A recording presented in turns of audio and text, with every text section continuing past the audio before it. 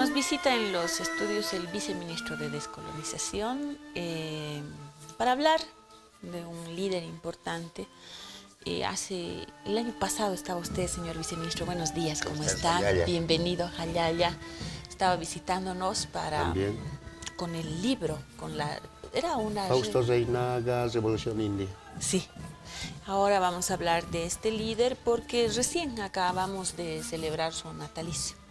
El 9 de enero se celebra el nacimiento de Tupac Katari, uno de los líderes más importantes a nivel continental.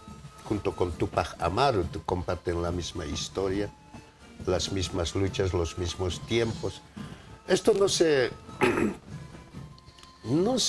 recuerda en las escuelas, en los colegios, porque no está escrito en la historia. Entonces a eso decimos la historia colonial que nos enseñan a nuestros hijos.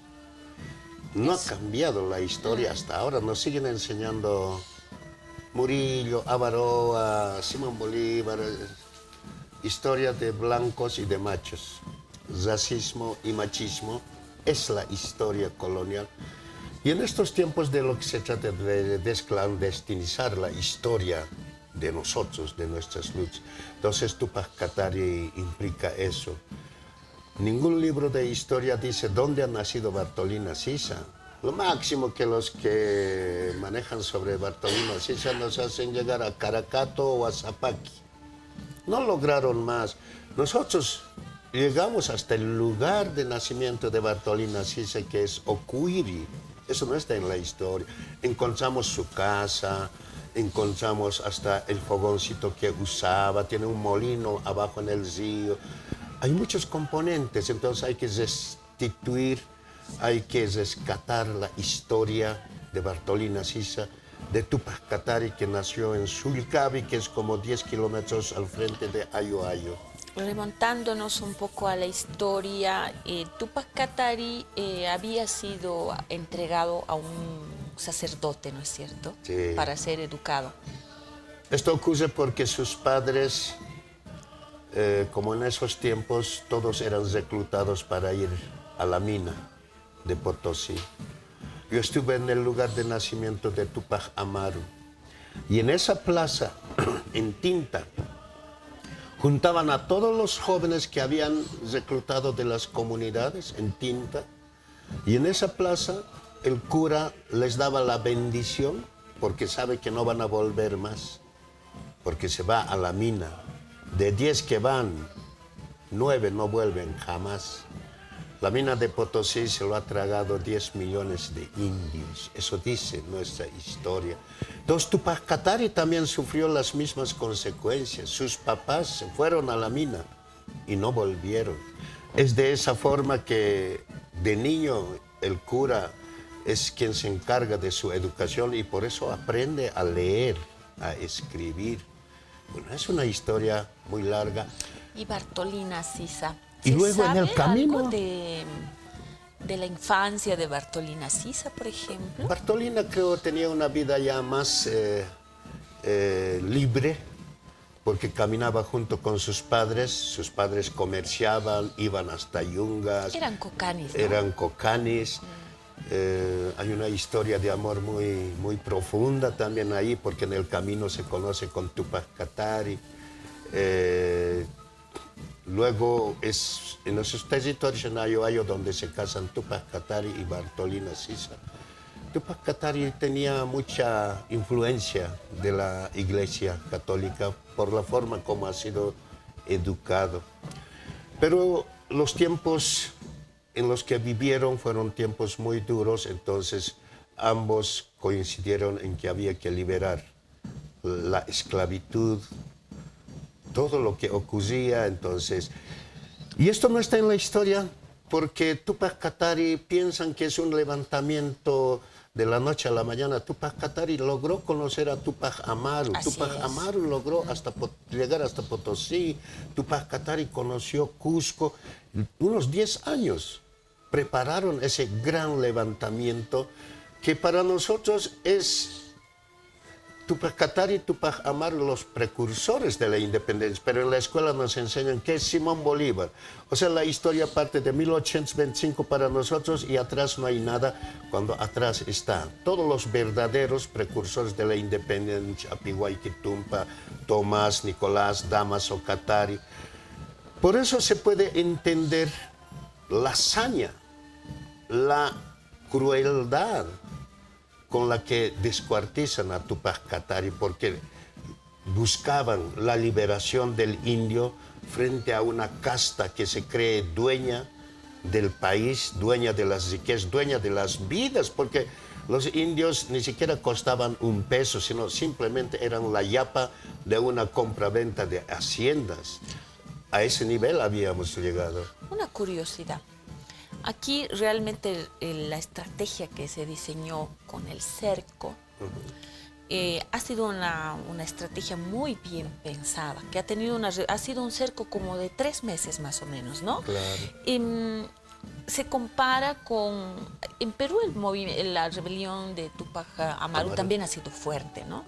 Pero la repercusión, es decir, yo creo que ha sido una cosa muy única e incomparable lo que ha pasado aquí con lo que han liderado Bartolina Sisa y Tupac Katari. ¿Cuál era la dimensión en comparación con el liderazgo de Tupac Amaru?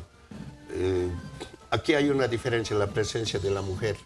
Tanto en Tupac Amaru como en Tupac Katari, los españoles no podían entender cómo las mujeres pueden estar en la guerra, porque en su lógica la mujer está en la casa, porque eso es lo que nos enseñaron también cuando luego viene la república, que la mujer es propiedad del hombre, por eso cuando uno se casa apellida de Cárdenas, todo es de, señal de pertenencia de una mujer a tal hombre. Cuando ven en el cerco y en Sangarará de Tupac Amaru, mujeres peleando en las mismas condiciones de un hombre, no entra en su imaginario que mujeres peleen al lado del hombre. Eso fue una sorpresa para ellos.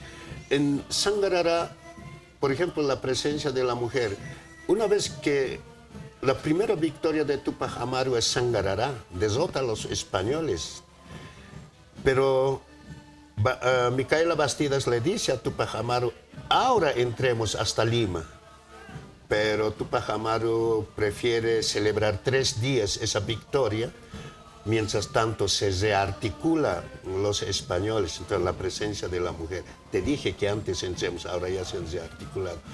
Y acá, en La Paz, en el cerco, Bartolina Sisa tenía su propio ejército, por eso es comandante Bartolina Sisa. No era secundona a Tupac Katari, pero además ya habían tenido una experiencia anterior en Sorata sobre este tema del cerco. Entonces ya venían con una experiencia previa. Es aquí también donde nace este tema del ejeco, que ya es otra historia, una historia de amor entre una sirvienta, se puede decir entre comillas, del corregidor de La Paz, con uno que está cercando y se le trae permanentemente alimentos, pero ella quiere compartir también con sus patrones, porque la solidaridad siempre está dentro de uno, y el patrón le pregunta, ¿de dónde trae tantos alimentos si todos están muriendo de hambre? Y ella dice, es un enanito el que me lo trae, ¿no? No queriendo decir que es uno que está haciendo el cerco. Mira, yo creo que no podría haber indianismo igual que no hay cristianismo. Han tenido que crucificar a Cristo pretendiendo hacer desaparecer lo que él pregonaba. Porque hay tantas iglesias, hay tantas religiones y podían matar a Cristo como si nada. Pero lo descuartizaron de tal forma que eso queda en la memoria. Entonces se cundió el mundo de cristianismo. Igualito ocurre con Tupac Katari y Tupac Amaru. Si lo hubieran matado como a cualquier indio, quizás nunca pasaba nada. El tema es que lo mataron con saña. Al hijo de Micaela Bastidas, Fernandito, de 8 años, le obligaron a cortar los senos de su mamá en el proceso de la tortura. Descuartizaron a Tupac Katari.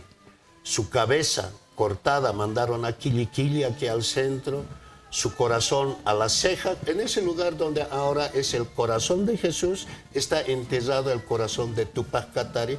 Por eso hay amautas ahí en la creencia de que hay que cuidar el corazón de Tupac Katari. Y las piernas y los brazos, Achulumani, Caquiaviri, Ayo, para escarmentar a estos indios levantiscos. Esa siempre ha sido la mentalidad hasta hoy, ¿no? Si podemos mirar desde Tupac Katari lo que hoy ocurre en Bolivia, es la mentalidad racista anti-india que se ha mantenido permanentemente. Y luego juntaron todos, después de exponer, los miembros de Tupac Katari lo atizaron y lo botaron al aire como pretendiendo que con eso va a desaparecer estas ansias de libertad. ¿Qué pasó con Bartolina Sisa?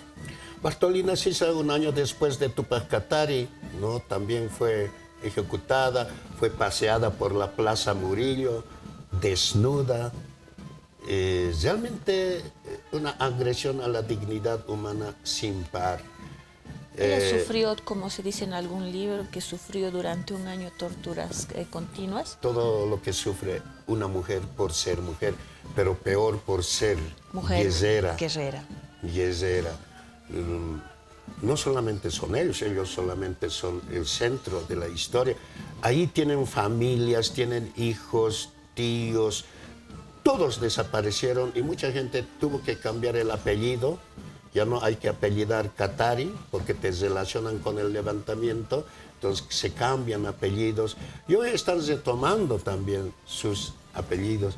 Entonces, 168 años del nacimiento de Tupac Katari, Sulcabi. Entonces el Ministerio de Culturas trabaja en la recuperación de la casa de Tupac Katari, de Bartolina Sisa.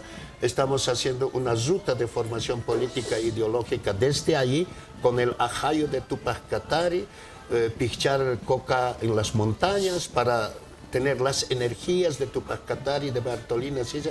Es un trabajo que desde hace varios años lleva adelante el Ministerio de Culturas.